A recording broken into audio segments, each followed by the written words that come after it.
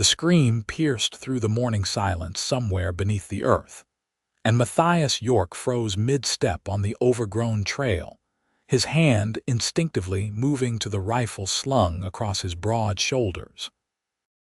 He had been tracking a wounded elk through the Nebraska wilderness for the better part of 2 hours, but that sound made every thought of the hunt evaporate from his mind. It was human, female, and filled with such raw desperation that his chest tightened. Matthias stood well over 6 feet tall, his body hardened from years of living alone in the mountains west of Nebraska City, muscles built from chopping wood, hunting, and surviving in conditions that would break most men. His dark hair hung past his shoulders, tied back with a leather cord, and his sun-weathered face bore the marks of someone who had seen both beauty and brutality in equal measure. The year was 1873, and these lands were still wild enough that a man could disappear for months without anyone thinking twice about it. Matthias preferred it that way. He had left civilization behind after the war, seeking solitude in the remote stretches between Nebraska City and the Colorado border. But that scream pulled at something deep inside him, something he thought he had buried along with his past. He moved quickly but carefully through the underbrush, following the sound to its source. The landscape here was deceptive, with its gentle rolling hills covered in tall grass, hiding the occasional ravine or abandoned homestead from view. As he crested a small rise, he spotted the remains of a farmhouse below, or what was left of one. The structure had collapsed in on itself, blackened timbers suggesting a fire from some time ago. The land around it was eerily quiet, devoid of livestock or any signs of recent habitation. Another sound reached his ears, fainter this time, a voice calling out, weak and hoarse. Matthias descended the hill swiftly, his boots making almost no sound despite his size.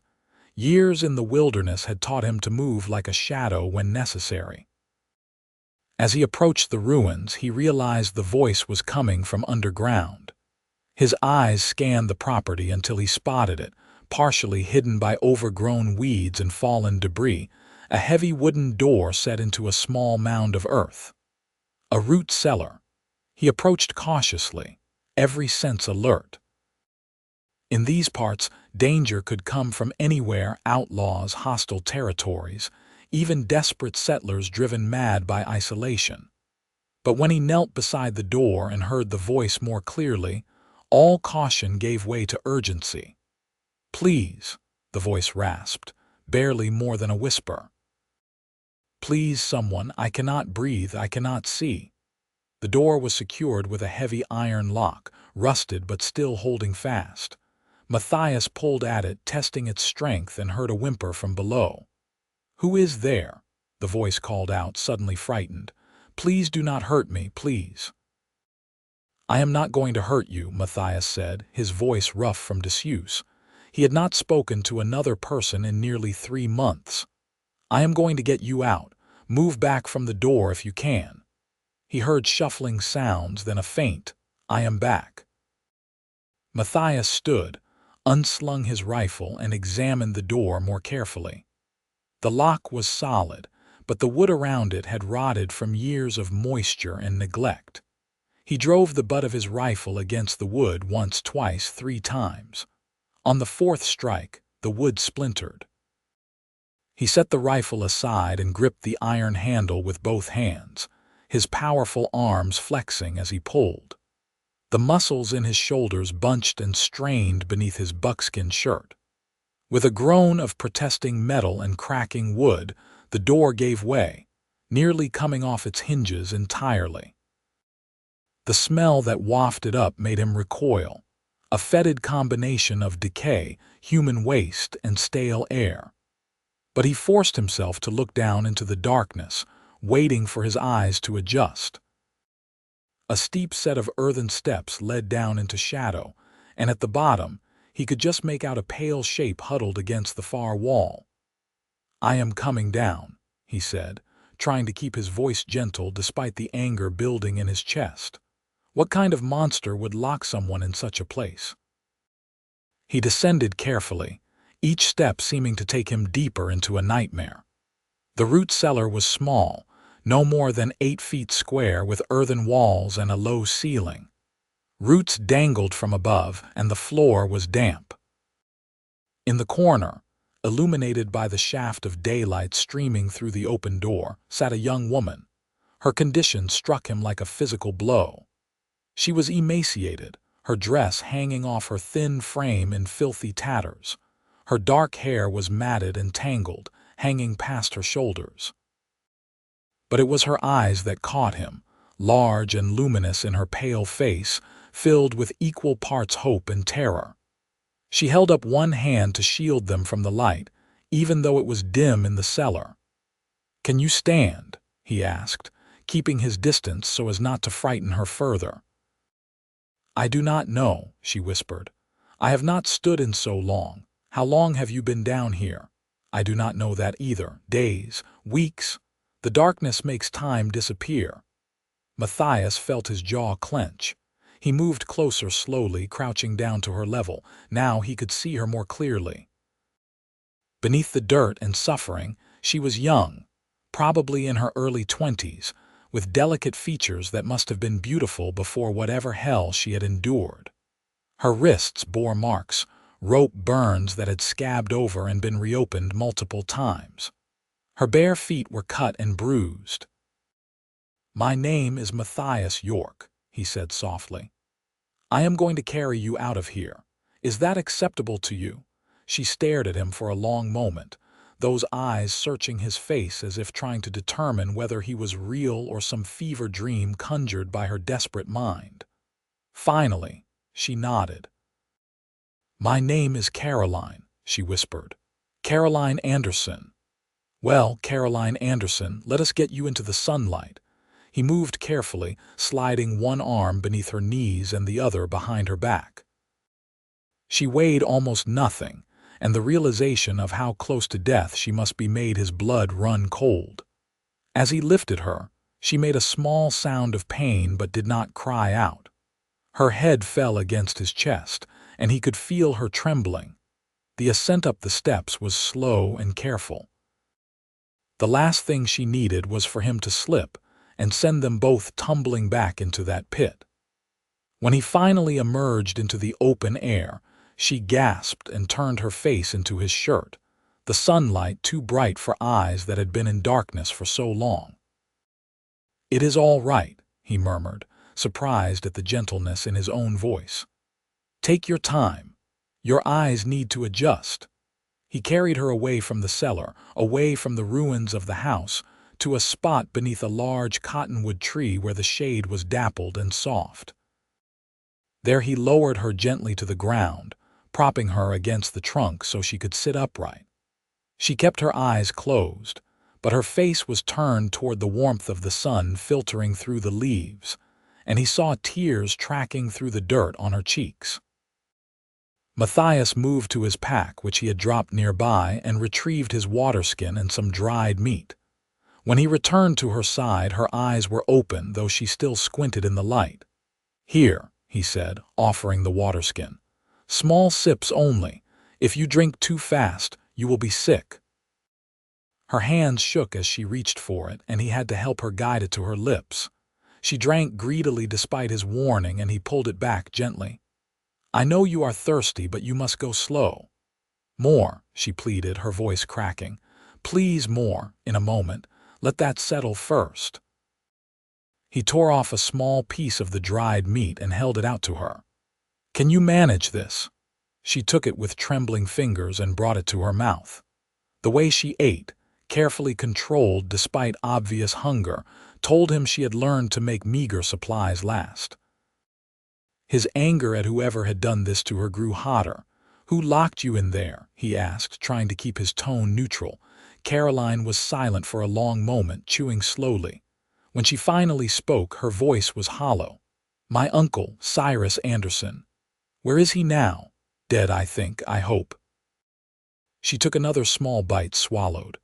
"There was a fire. I heard him screaming, then nothing. Matthias looked back at the burned remains of the house. How long ago? I truly do not know.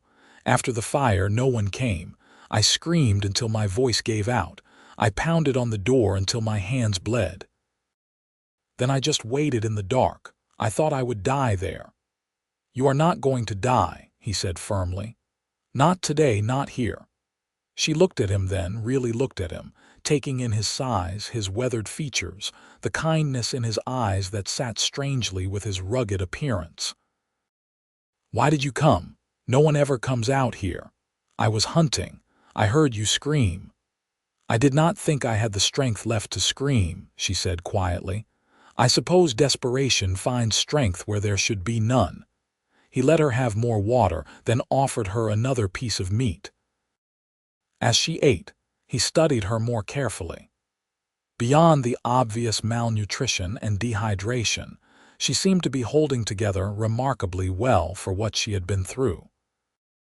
There was a core of strength in her, visible even now in the way she sat straighter despite her weakness, in the way she met his eyes despite her fear.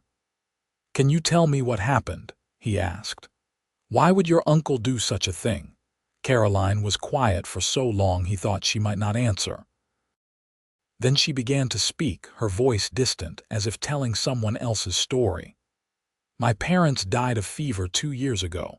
I had nowhere to go, so I came to live with my uncle here. He was my father's brother, and I thought he would be like my father, kind, good." She paused, accepting more water. "He was not. He was cruel and quick to anger. He worked me like a slave, and when I did not move fast enough, he used his fists. I tried to run away twice. The first time, he caught me after only a day. He beat me so badly I could not walk for a week. The second time, I made it as far as the creek before he found me. That is when he locked me in the cellar." Matthias felt his hands curl into fists. "How long were you in there before the fire?" 3 days, I think. He would come twice a day to give me water and stale bread. He said he was teaching me obedience, that I would stay there until I learned my place. Then one night I smelled smoke. I heard him shouting, running. Then the screaming started. The fire must have trapped him." She looked down at her hands. "I should feel guilt or sorrow. He was family. But all I felt was hope that he was gone and someone would find me. And after the fire, nothing, just darkness and silence. I had a little water left, some bread that had fallen into the mud. I made it last as long as I could.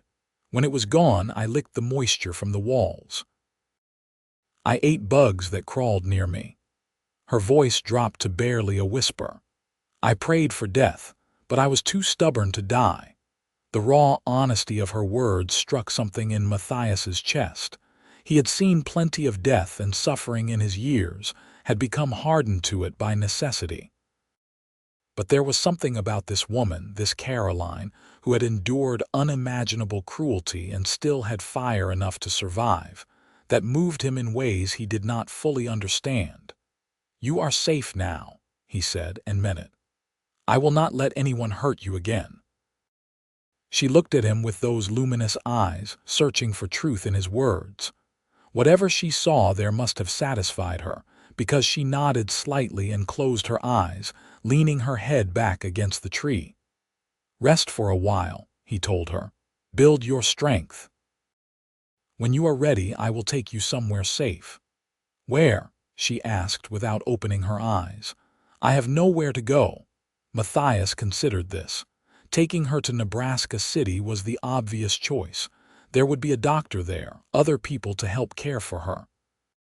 But the journey was a hard 2 days on foot, longer if she could not walk. And something in him resisted the idea of handing her off to strangers, though he could not quite identify why. "My cabin is half a day's walk from here," he said finally. "It is isolated but comfortable. You can recover there while we decide what comes next." Her eyes opened, and he saw fear flicker in them. "You do not know me. Why would you help me?" "Because it is the right thing to do, because you need help and I am here to give it. And you expect nothing in return." The cynicism in her voice spoke of hard lessons learned. "I expect nothing," he confirmed. "You have my word on that." She studied him a moment longer, then seemed to reach a decision. "Then I accept your help, Matthias York, though I cannot promise to be anything but a burden for a while." "You have survived what would kill most people," he said. "That makes you stronger than you know. The rest will come with time." He let her rest for another hour, feeding her small amounts of food and water at intervals. The color began to return to her face, though she was still desperately weak. When the sun was directly overhead, he decided it was time to move. They needed to get away from this place and its ghosts. "Caroline," he said gently, and her eyes fluttered open. She had been dozing in the warmth. "We need to go. Can you walk, or shall I carry you?" She tried to stand, and he moved quickly to support her. Her legs trembled and nearly gave out, but she clung to his arm with surprising determination. "I can walk," she insisted, though it was clear she could barely stand. "Pride is admirable," he said, "but there is no shame in accepting help when you need it. I have carried heavier packs through longer distances. You will barely slow me down." She looked like she wanted to argue, but practicality won out. "Very well, but only until I am stronger." He smiled slightly, the expression feeling strange on his face after so long in solitude. "Agreed." He gathered his belongings and secured his pack, then scooped her up again with the same ease as before. She weighed no more than a large deer, and his powerful frame was built for this kind of endurance. He set off northwest, toward the higher ground where his cabin nestled in a fold of the hills. The journey was slower than usual, as he had to be careful not to jostle her too much. She dozed against his chest, her breathing evening out into the rhythm of exhausted sleep. He found himself adjusting his stride to keep her comfortable, struck by how natural it felt to have her in his arms. It had been so long since he had been close to another person, since he had felt any kind of connection beyond the basic transactions of buying supplies in town twice a year. The terrain grew rougher as they climbed into the hills. Pine trees began to appear among the cottonwoods and oaks, and the air grew cooler and cleaner. He stopped once at a stream to let her drink more and to refill his water skin. She woke enough to take in her surroundings, her eyes widening at the beauty of the wilderness around them. "I have never been this far from the farm," she said softly. "It is beautiful. This is just the edge," he told her. "Wait until you see the view from the cabin." By the time the sun was beginning its descent toward the horizon, they reached his home. The cabin was solidly built, constructed by his own hands from pine logs, with a stone chimney and a covered porch. It sat in a natural clearing with a stream running nearby and a commanding view of the valley below. Beyond it, the land rose into real mountains, their peaks still holding snow even in late summer. He carried her inside and laid her gently on his bed, the only bed in the single-room cabin. It was simple but clean, the mattress stuffed with fresh pine needles and covered with thick furs. She sank into it with a small sigh, her eyes already closing again. "Sleep," he told her. "You are safe here. I will be outside if you need anything." He left her there and set about his evening tasks, but his mind kept drifting back to the woman in his cabin. He built a fire in the outdoor pit and set water to boil, then checked his stores. He had plenty of supplies: smoked meat, dried beans, flour, salt, and even some preserved vegetables from wild plants he had gathered. He could feed her well enough to help her recover. As darkness fell and the stars emerged in the vast sky above, he sat by the fire and thought about the day's events. This morning he had been alone, as he had been for years, content in his solitude. Now he had a responsibility, a person who depended on him. It should have felt like a burden, but instead it felt like something else. Like purpose, perhaps, Inside the cabin, Caroline woke in the darkness and for a terrible moment thought she was back in the cellar. Her heart raced and she felt panic rising in her throat. Then she saw the faint glow of firelight through the window, heard the crackle of burning wood and remembered. The mountain man. Matthias. The cabin, she was safe. The realization was so overwhelming that she began to cry, great silent sobs that shook her thin frame. All the fear and pain and desperation of the past weeks came pouring out, and she could not stop it. She pressed her face into the furs, trying to muffle the sound, not wanting him to hear her weakness. But Matthias had hearing honed by years in the wild, and he was at the door in moments. "Caroline," he called softly. "Are you all right?" She could not answer, could only weep. He came inside, and in the dim light from the fire outside, she saw his large silhouette move to the bedside. He sat carefully on the edge of the bed, not touching her, just present. "It is all right," he said quietly. "Let it out. You have earned these tears." His permission somehow made it easier, and she cried until she had no tears left, until she was empty and exhausted. When she finally fell silent, he was still there, patient and solid as a mountain. "Thank you," she whispered. "I am sorry for that." "Do not apologize for being human," he said. "You survived something terrible. You are allowed to feel it." She sat up slowly, wiping at her face with her hands. "Do you have any water?" He moved to the table and returned with a cup, helping her drink. "Are you hungry? I can make you something." "A little," she admitted. "But mostly I am tired." "Then sleep more. There will be food when you wake." But as he stood to leave, she reached out and caught his hand. His skin was warm and rough with calluses. "Will you stay? Just for a little while. I do not want to be alone." He hesitated, then nodded and sat back down on the edge of the bed. "I will stay." She lay back down, but her hand did not release his. She held on like he was an anchor in a storm, and he let her. They sat in silence, the night sounds of the wilderness drifting through the open door, until her breathing deepened and she slept once more.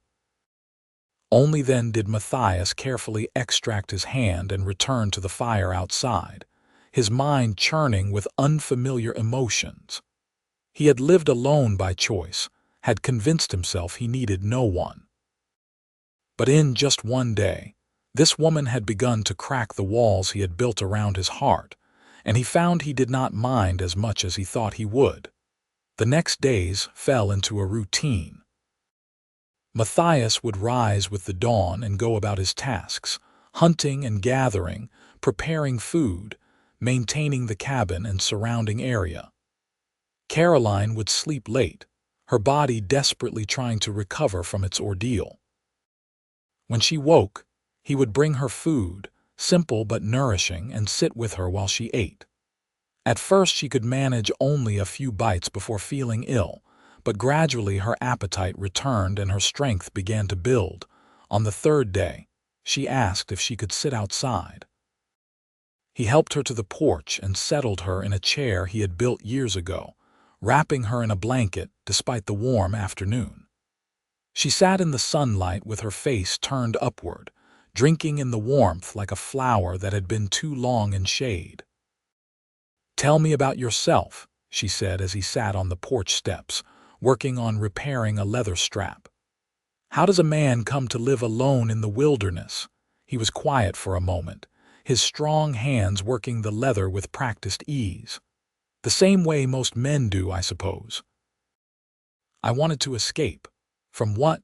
"War, death, memories I would rather not carry," she nodded slowly. "You fought in the war." "I did. For 4 years I saw things no man should see, did things I am not proud of. When it ended, I could not go back to the life I had before, so I came here." "Do you ever regret it? The solitude?" He looked up at her, meeting her eyes. "I did not until recently. Now I find myself wondering what I have missed." The honesty of his answer made her flush slightly and she looked away, but she was smiling. By the end of the first week, Caroline was able to walk short distances without help. though she tired quickly. Her body was filling out with regular meals, and the color had returned to her face. Her hair, now clean and brushed, fell in dark waves past her shoulders, and Matthias found himself watching her when he thought she was not looking. She was beautiful, yes, but it was more than that. There was a strength in her, a resilience that called to something deep inside him. She did not complain about her circumstances or expect him to solve all her problems. Instead, she looked for ways to help, insisting on washing clothes or preparing vegetables even when he told her to rest. "I have been idle too long in that darkness," she said firmly. "I need to feel useful." He understood that, so he let her help in small ways. They worked side by side in comfortable silence often, but sometimes they talked, sharing pieces of their pasts. He learned that she had loved to read before coming to her uncle's farm, that she had dreamed of becoming a teacher. She learned that he had been the youngest of 4 brothers, the only one to survive the war, and that he had built the cabin with his own hands over the course of a single summer. 2 weeks after he had found her, Caroline walked to the stream without assistance for the first time. It was only 50 yards from the cabin, but for her it might as well have been a mile. When she reached the bank and looked back to see Matthias watching from the porch, she raised her arms in triumph and laughed. The sound was so pure and joyful that it made him smile, a real smile that reached his eyes. That evening, as they sat together watching the sunset paint the sky in shades of orange and gold, she turned to him with a serious expression. "I have been thinking about what comes next," she said quietly. "I cannot stay here forever. It would not be proper, and you have your own life to live." The thought of her leaving sent an unexpected pang through his chest. "Where would you go?" "I suppose Nebraska City. I could find work there, perhaps as a housekeeper or in a shop. I have no money, but I could work for room and board until I save enough." "And is that what you want?" he asked. "To be a housekeeper in town?" She looked down at her hands. "It does not matter what I want. It matters what is possible." "Why?" His voice was more intense than he intended. "Why should your wants not matter?" "Because I am a woman with nothing to her name, no family, no prospects. I am fortunate to have survived. I should be grateful for whatever life I can build." Matthias stood and moved to the porch railing, his broad back to her. He was quiet for so long that Caroline thought perhaps she had offended him. Then he spoke, his words measured and careful. "What if there was another option? What if you did not have to go to the city and work for strangers?"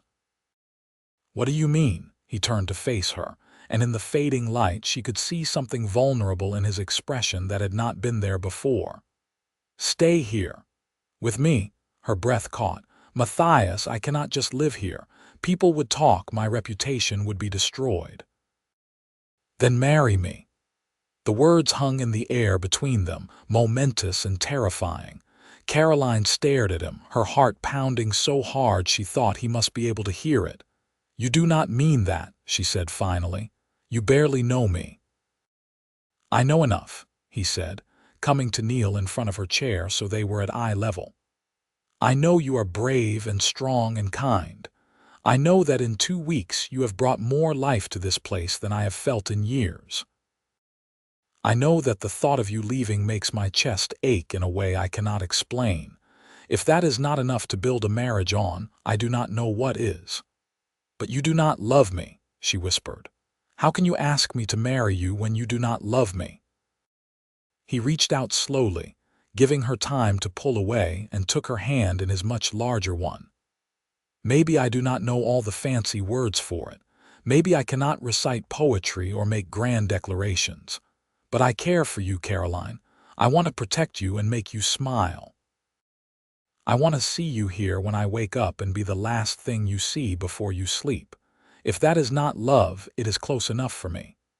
Tears welled in her eyes, but these were different from the tears of sorrow she had shed before.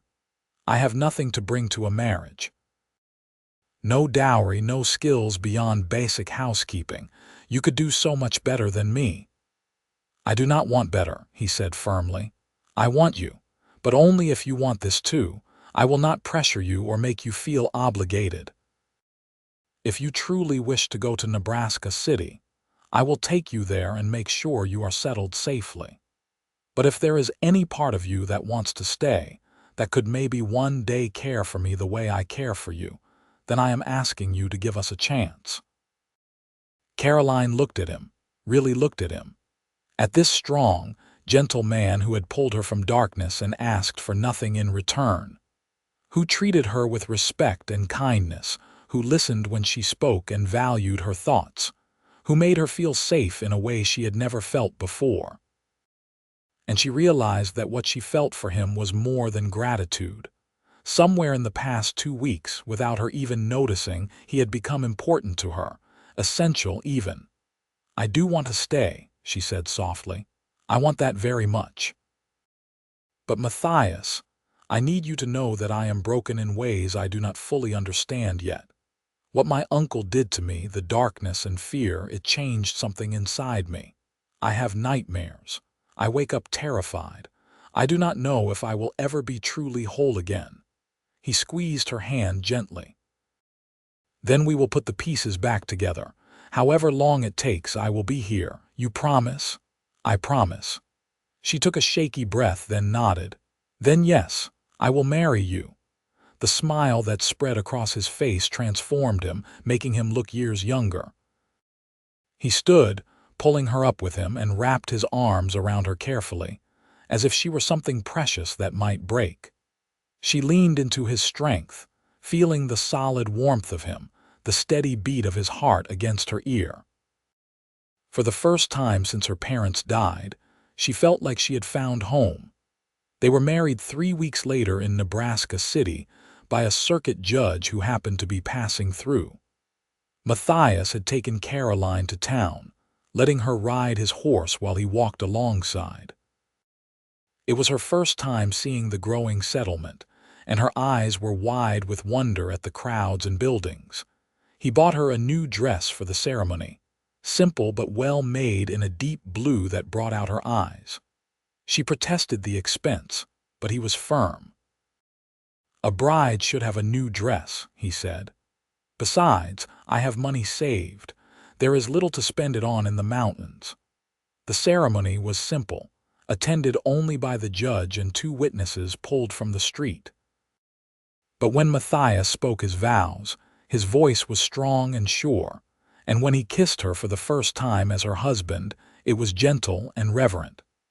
Caroline felt tears slip down her cheeks, but these were tears of joy.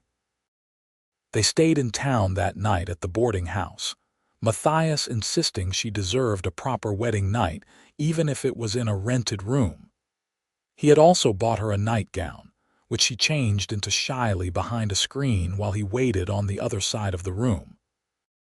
When she emerged, he was standing by the window, looking out at the dark street below. He turned at the sound of her footsteps, and his breath caught at the sight of her. In the soft lamplight, with her dark hair loose around her shoulders and wearing the white cotton gown, she looked like something from a dream. "You are beautiful," he said quietly. She blushed and looked down. "You do not have to say such things." "I know I do not have to, I want to." He crossed to her slowly. "Caroline, I meant what I said before. I will never pressure you. If you need time before we truly become husband and wife, I understand." She looked up at him, at this good man who had saved her in every way possible. "I do not want to wait," she said softly. "I want this to be real. I want to be your wife in truth." He cupped her face in his hands, his touch infinitely gentle despite his strength. "Are you sure?" "I am sure." He kissed her then, deeper than before, and she felt something inside her bloom like a flower reaching for the sun. All the fear and pain began to recede, replaced by warmth and desire, and the simple joy of being touched with love instead of cruelty. When he lifted her and carried her to the bed, she went willingly, trusting him completely. He was patient and tender, taking his time, making sure she felt safe and cherished. And when they finally came together as husband and wife, it was not what she had feared based on her uncle's crude comments and threatening looks. It was beautiful and right and healing in ways she had not anticipated. Afterward, she lay in his arms, her head on his broad chest, listening to his heartbeat slow. His hand stroked her hair in a soothing rhythm. "Thank you," she whispered. "For what?" "For being gentle, for being you. For giving me a reason to want to live again." His arms tightened around her. "You never have to thank me for that. Loving you is the easiest thing I have ever done." She lifted her head to look at him in surprise. "You love me," he met her eyes without hesitation. "I do. I think I have from the moment I saw you in that cellar, so small and brave and refusing to give up. I know it is soon, but I know my own heart. I love you, Caroline." Fresh tears spilled over, but she was smiling as she said, "I love you too. I did not think I would ever feel this way again, but I do. I love you, Matthias." He kissed her again, tasting the salt of her tears, and they held each other as the night deepened around them, two broken people who had found wholeness in each other. They returned to the cabin the next day, and life settled into a new pattern. Caroline threw herself into making the cabin more of a home, adding small touches that spoke of a woman's presence. She sewed curtains from fabric Matthias bought on their next trip to town. She planted a small garden near the stream with seeds from vegetable plants that grew wild in the area. She learned to cook the game he brought home, experimenting with different preparations until she found ones they both enjoyed. Matthias continued his hunting and trapping, but now he returned each evening with anticipation instead of simple relief at having completed another day. She would be there waiting for him, and the smile that lit her face when she saw him never failed to make his heart skip. They would eat together and talk about their days, the small domestic intimacy of it filling a void he had not known existed. The nightmares still came sometimes. Caroline would wake in the dark, disoriented and panicked, and he would pull her close and murmur reassurances until she calmed. He never grew impatient with her fear, never made her feel weak for struggling. Gradually, the nightmares became less frequent, though he suspected they might never fully disappear. The first snow came in late October, dusting the peaks with white and bringing a sharp chill to the air. Matthias spent days preparing, chopping extra wood and checking his traps, making sure they had everything they would need to weather the winter. Caroline worked beside him, helping to stack the wood and preserve the last of the garden vegetables. "Will we be snowed in?" she asked one evening as they watched fat flakes drift past the window. "For days at a time, sometimes," he confirmed. "Does that frighten you?" she considered, then shook her head. "No, I spent so long in darkness and isolation that I thought I would never want to be away from people again. But being here with you is different. I do not feel trapped. I feel free." He pulled her close, kissing the top of her head. "Good, because I cannot imagine spending a winter with anyone else." The snows came in earnest in November, blanketing the world in white silence.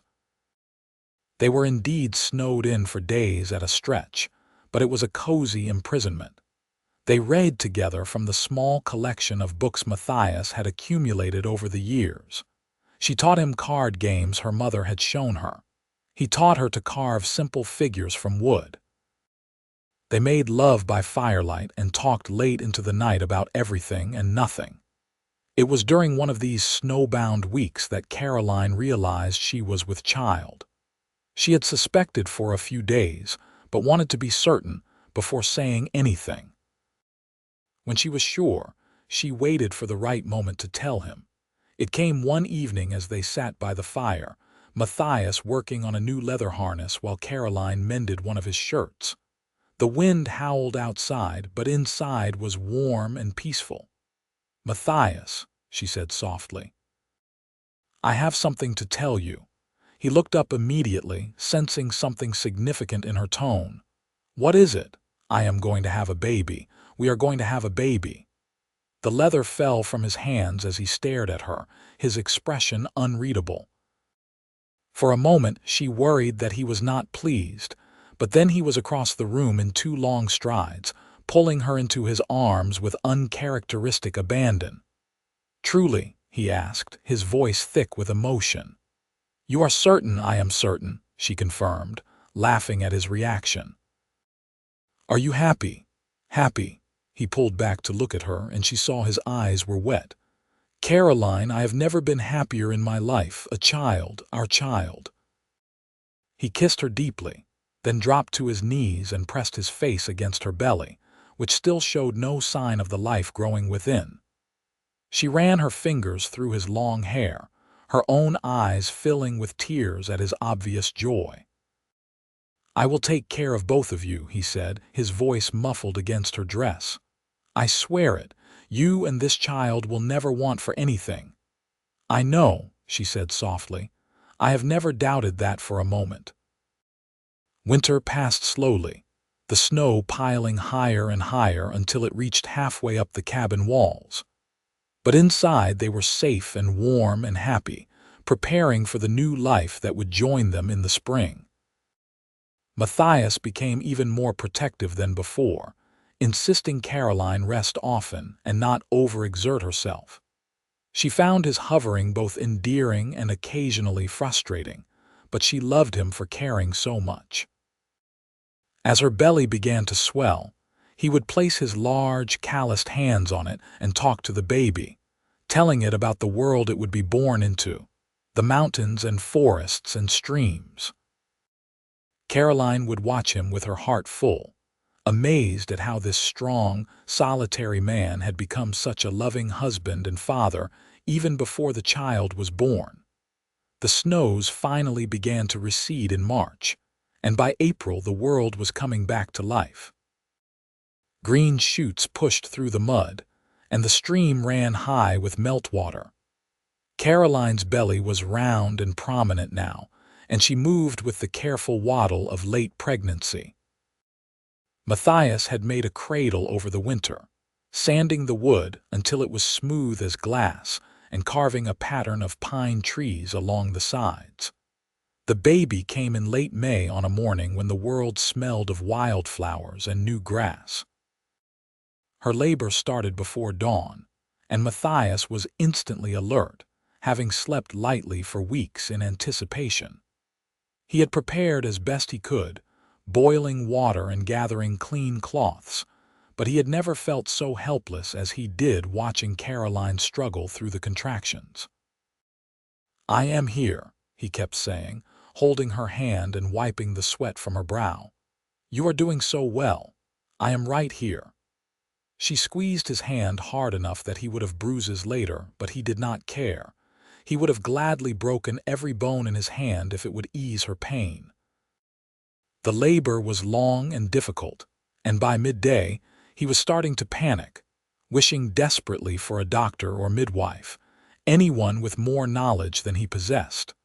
But Caroline was strong, stronger than either of them had known. When the sun was beginning its descent toward the horizon, she gave one final, massive push, and their child entered the world with a lusty cry that echoed through the cabin. "A boy," Matthias said, his voice filled with wonder as he wrapped the tiny, squalling infant in a clean cloth. "We have a son." He placed the baby carefully in Caroline's arms, and she looked down at the red, wrinkled face with an expression of such pure love that it took his breath away. The baby quieted at her touch, his tiny hand curling around her finger. "Hello, little one," she whispered. "We have been waiting for you." Matthias sat beside them on the bed, wrapping his arm around both his wife and his son, his family. "He is perfect. He has your eyes," Caroline said, smiling up at him. "And I think he will have your size too if the way he kicks is any indication."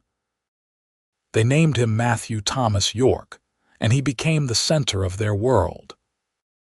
Matthias proved to be as devoted a father as he was a husband, rising in the night to bring the baby to Caroline for feeding, walking the floor with him when he was fussy, singing old ballads in his rough voice until the child fell asleep. Caroline watched them together and felt her heart might burst from the fullness of it. As Matthew grew from infant to toddler, he brought even more joy to the cabin in the wilderness. He had his father's dark hair and strong build, but his mother's quick smile and curious nature. Matthias taught him about the forest, showing him animal tracks and teaching him the names of birds and trees. Caroline taught him letters and numbers, determined that he would be educated even in their remote location. "He should go to school someday," she said one evening when Matthew was 3, watching him play with wooden animals Matthias had carved. "He is bright, and he deserves to learn." "Then we will make sure he does," Matthias agreed. "Perhaps when he is older we could spend winters in Nebraska City. I could find work there and he could attend school." "You would do that? Leave the mountains you love?" He looked at her seriously. "Caroline, I would do anything for you and our son. The mountains will always be here, but childhood passes quickly. If he needs to be in town for his education, then that is where we will be." In the end, they found a compromise.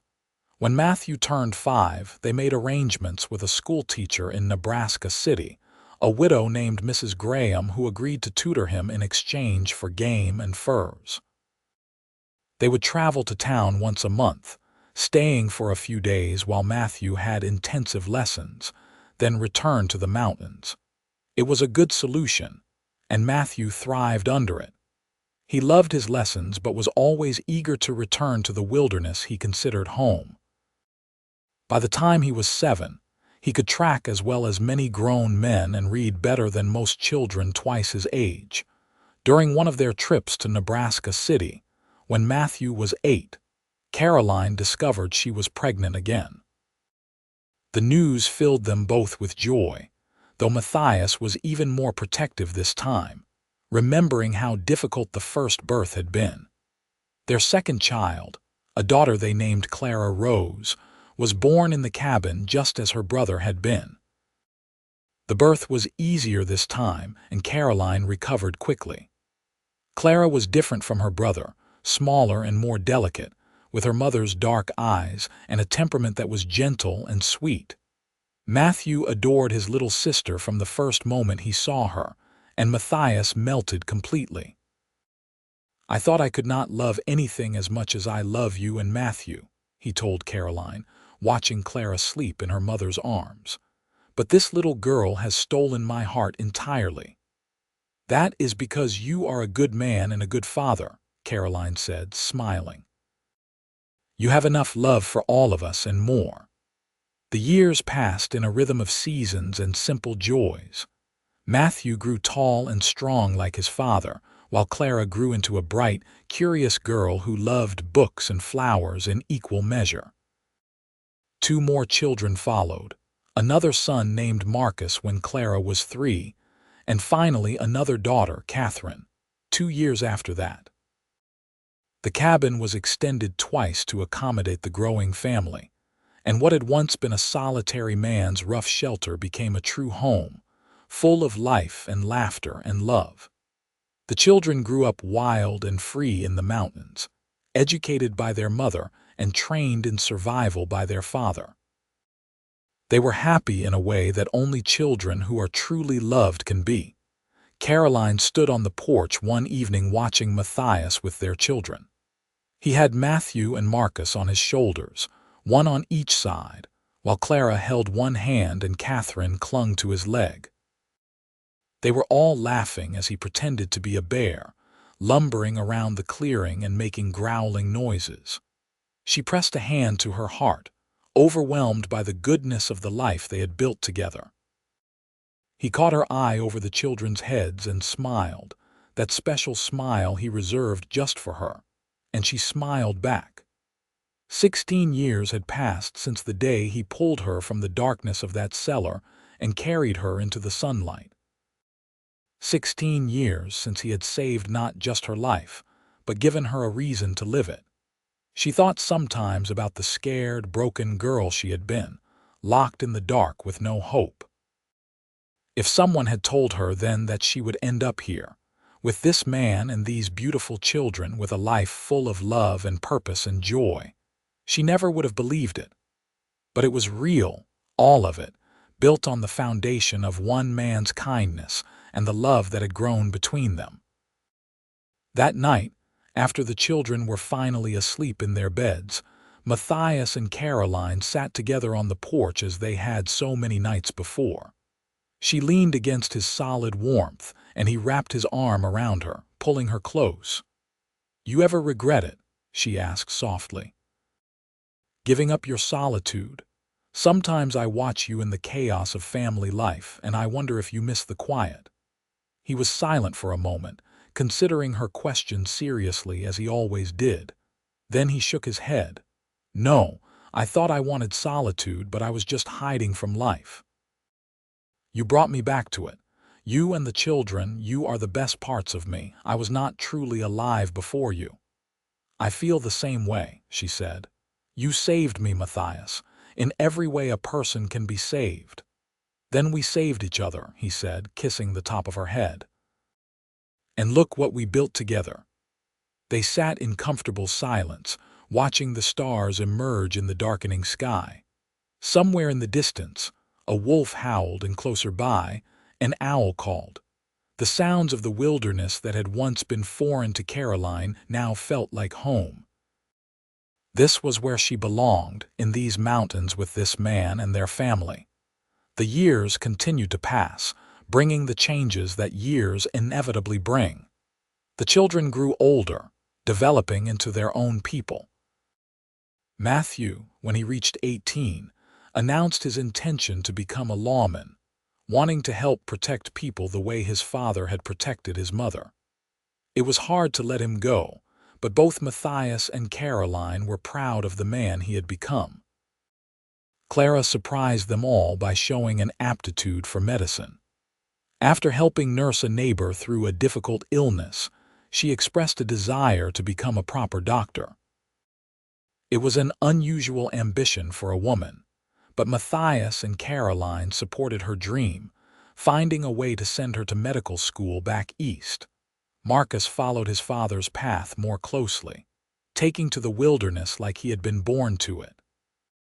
He became a guide, leading hunting parties and helping settlers navigate the increasingly settled frontier. And Catherine, the baby of the family, became a teacher, fulfilling the dream her mother had once held for herself. As their children built their own lives, Matthias and Caroline found themselves alone together again, the cabin quiet after so many years of noise. But it was a different kind of solitude than either had known before. It was chosen, comfortable, and full of memories. They were in their 50s now, their hair graying and their bodies carrying the marks of time and hard work. But Matthias was still strong, still capable of hunting and providing, and Caroline was still beautiful in his eyes, even more so for all the years they had shared. They would sit together in the evenings and talk about their children's latest letters, or reminisce about days gone by, or simply enjoy each other's company in silence.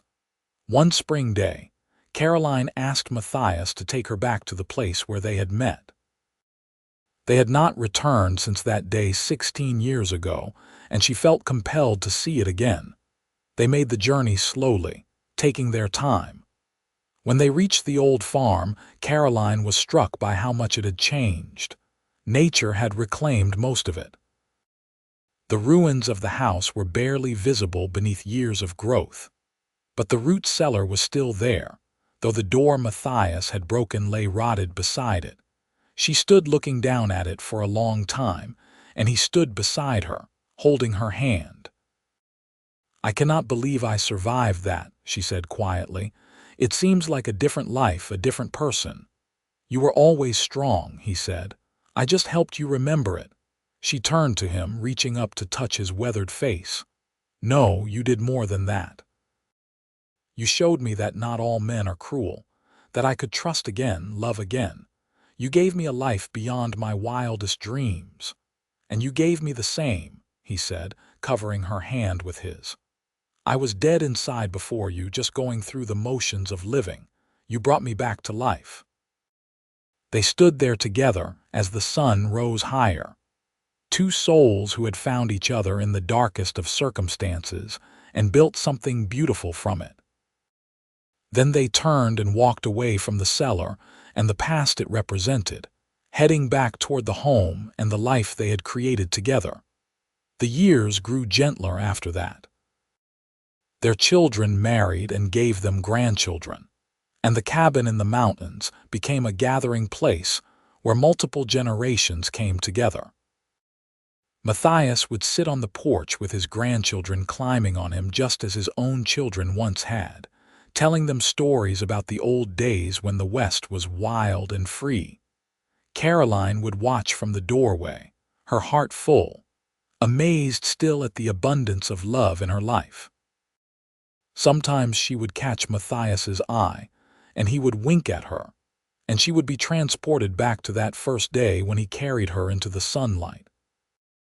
Everything good in her life had flowed from that moment, from his choice to help a stranger, from her choice to trust him, from their choice to build a life together. As they moved into their 60s and then their 70s, their bodies slowed, but their love never did. If anything, it deepened with time, becoming something so fundamental to who they were that neither could imagine existing without the other. They had grown old together, their lives so intertwined that they moved as one.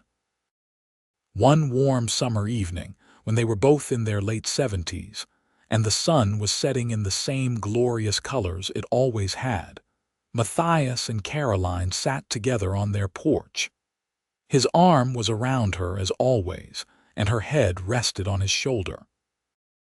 Their great-grandchildren were playing in the clearing, their laughter floating on the gentle breeze.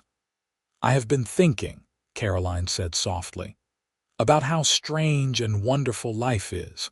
If my uncle had not locked me in that cellar, I never would have met you. Something so terrible led to something so beautiful. I cannot quite reconcile it." "I think that is the nature of life," Matthias said thoughtfully. "We cannot always see the purpose in suffering at the time. But sometimes, if we are very lucky, we find that it led us exactly where we needed to be. I am glad it led me to you, and I to you. Every single day I am grateful for that morning when I heard you scream, grateful that I went to investigate instead of going on my way, grateful for every choice that brought us to this moment." She lifted her head to look at him, this man who had been her savior, her husband, her partner in all things for more than 50 years. His face was deeply lined now, his hair white, but his eyes still held that same kindness that had made her trust him all those years ago. "I love you," she said. "I have loved you for so long that I cannot remember not loving you." "And I love you," he replied, kissing her gently. "I will love you until my last breath and beyond." They sat together as the sun sank below the horizon, painting the sky in gold and pink and purple. Their great-grandchildren's laughter rang out, and somewhere in the house behind them, they could hear their children and grandchildren preparing dinner. Their whole family was here, 3 generations gathered together, all of them existing because of the love between these two people. As darkness fell and the first stars appeared, Matthias and Caroline remained on the porch, holding each other close. They had built something remarkable together, a life of love and purpose and family that had rippled outward to touch so many others. From the darkest beginning had come the brightest future, and through it all, they had never let go of each other. The mountains stood eternal around them, the same peaks that had witnessed their first meeting and every day since. The wilderness that had sheltered them continued to spread as far as the eye could see, wild and free and beautiful. And in their cabin, in their home, The light of love burned as steady and true as it had from the very first day, when a mountain man broke down a door and carried a broken woman into the sunlight, not knowing that in saving her, he was also saving himself. Their story was not one of dramatic rescues or grand adventures, though it had started with both. It was a story of quiet devotion, of choosing each other day after day, year after year. It was a story of healing and growth, of building something lasting from the ruins of their separate pasts. Most of all, it was a story of love, simple and true and enduring. As they finally rose to go inside, to join their family for dinner and stories and the warm chaos of a house full of love, Matthias paused to look back at the mountains one last time. Caroline waited beside him, her hand in his as it had been for 50 years.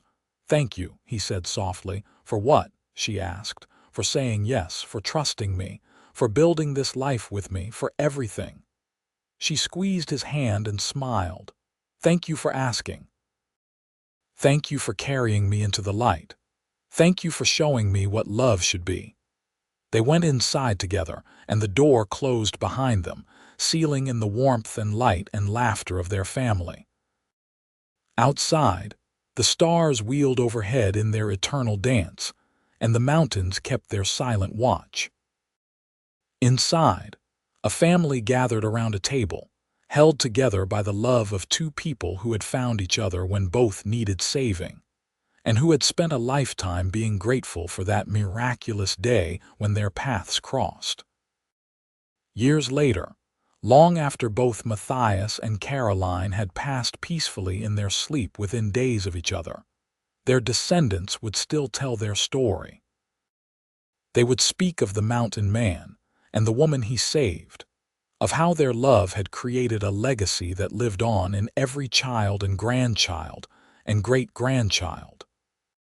The cabin still stood in its clearing, maintained lovingly by the family who considered it a sacred place, the birthplace of their family line. And sometimes, visitors to that remote mountain cabin would stand on the old porch and feel something in the air, a warmth and peace that seemed to emanate from the very walls. They would hear, or think they heard, the echo of laughter and voices raised in song, the sounds of a life well lived and a love that had conquered all. The root cellar where it all began was long gone, reclaimed entirely by the earth. But the sunlight still streamed down into that valley every morning, as brilliant and life-giving as it had been on the day Matthias York carried Caroline Anderson into it, beginning a journey neither could have imagined but both were grateful to have taken together for all the days of their lives. Their love story ended not with tragedy but with triumph, not with separation but with the knowledge that they had built something that would outlast them both, a family bound together by the example they had set, a legacy of love that would ripple forward through time, touching lives not yet born. And that was, perhaps, the greatest happily ever after of all,